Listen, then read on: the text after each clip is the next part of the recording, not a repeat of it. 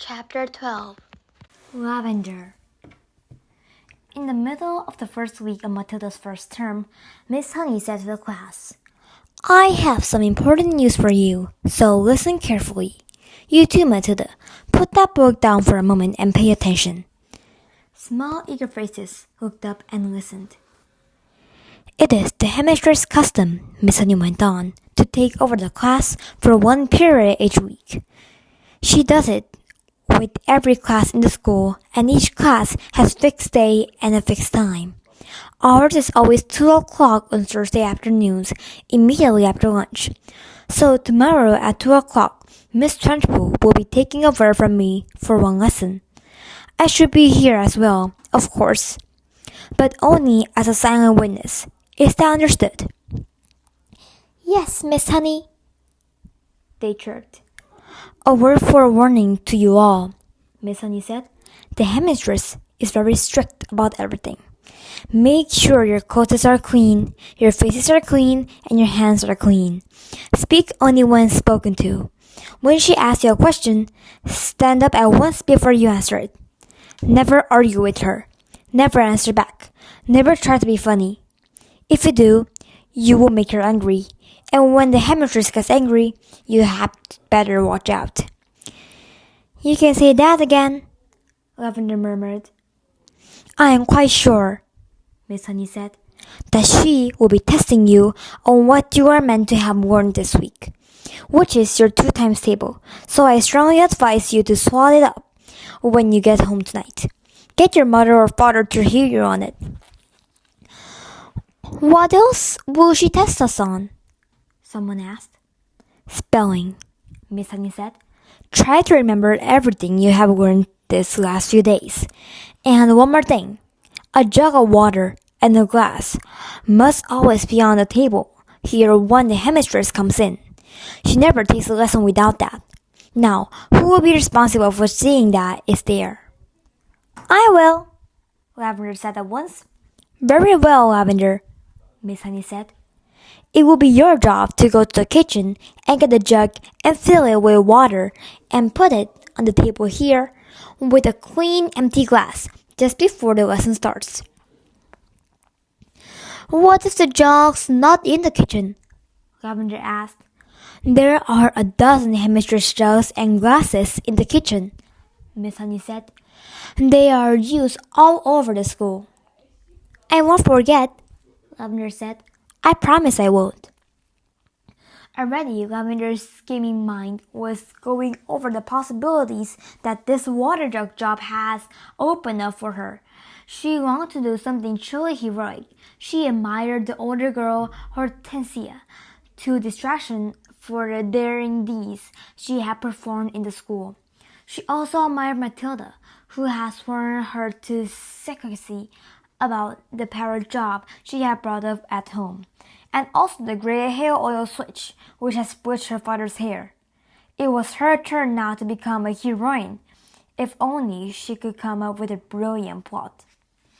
On the way home from school that afternoon, she began to mull over the various possibilities, and then at last the germ of a brilliant idea hit her. She began to expand it and lay her plans with the same kind of care the Duke of Wellington had done before the Battle of Waterloo. Admittedly, the enemy on this occasion was not Napoleon, but you would never have to got anyone in a Crancham Hall to admit that the headmistress was a less formidable foe than the famous Frenchman. Great skill would have to be exercised, Lavender told herself, and great secrecy observed if she was to come out of this exploit alive. There was a muddy pond at the bottom of Lavender's garden, and this was the home of a colony of newts. The newt, although very common in English ponds, is not often seen by ordinary people because it is a shy and murky creature. It is an incredibly ugly, gruesome-looking animal, rather like a baby crocodile but with a shorter head. It is quite harmless but doesn't look it. It is about 6 inches long and very slimy, with a greenish-gray skin on top and an orange-colored belly underneath. It is, in fact, an amphibian which can live in or out of water. That evening, Lavender went to the bottom of the garden, determined to catch a newt. They were swiftly moving animals and not easy to get hold of. She lay on the bank for a long time, waiting patiently until she spotted a whopper. Then, using her school hat as a net, she swooped and caught it. She had lined her pencil box with pondweed ready to receive the creature, but she discovered that it was not easy to get the newt out of the hat and into the pencil box. It wriggled and skirted like quicksilver, and apart from that, the box was only just long enough to take it.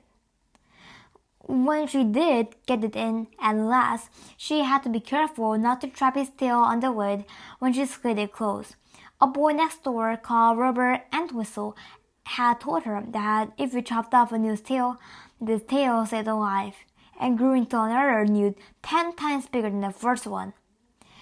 It could be the size of an alligator. Lavender didn't quite believe that, but she was not prepared to risk it happening. Eventually, she managed to tie the lid of the pencil box right home, and the newt was hers. Then, on second thoughts, she opened the lid just the tiniest fraction so that the creature could breathe. The next day, she carried her secret weapon to school in her satchel. She was tingling with excitement. She was longing to tell Matilda about her plan of battle. In fact, she wanted to tell the whole class.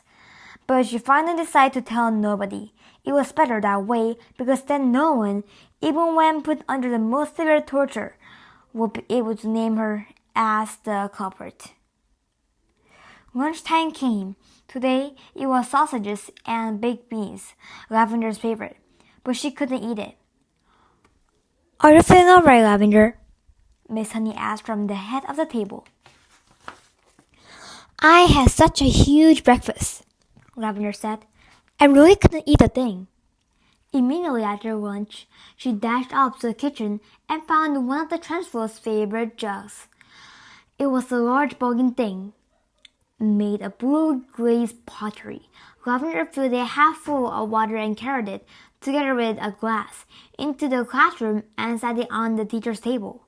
The classroom was still empty.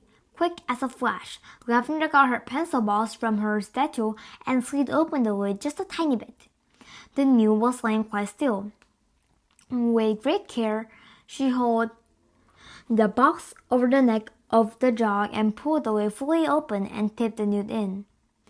There was a plop as it landed in the water, and it thrashed around wildly for a few seconds before settling down. And now, to make the next feel more at home, Lavender decided to give all the pondweed from the pencil box as well. The deed was done. All was ready. Lavender put her pencils back into the rather damp pencil box and returned it to its correct place on her down desk. Then she went out and joined the others in the playground until it was time for the lesson to begin.